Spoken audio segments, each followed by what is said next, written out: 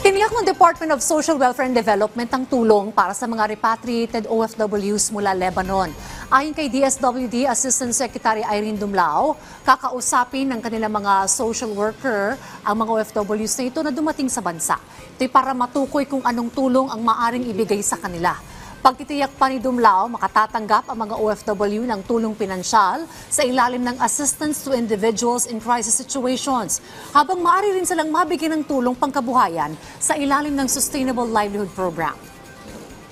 Our social workers need to interview itong mga repatriated overseas Filipino workers because assistance to individuals in crisis situation, particularly cash assistance, may be just one of the interventions.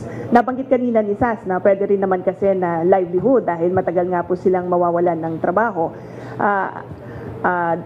Pwede rin po kasi iyon. But again, subject to the assessment of our social workers.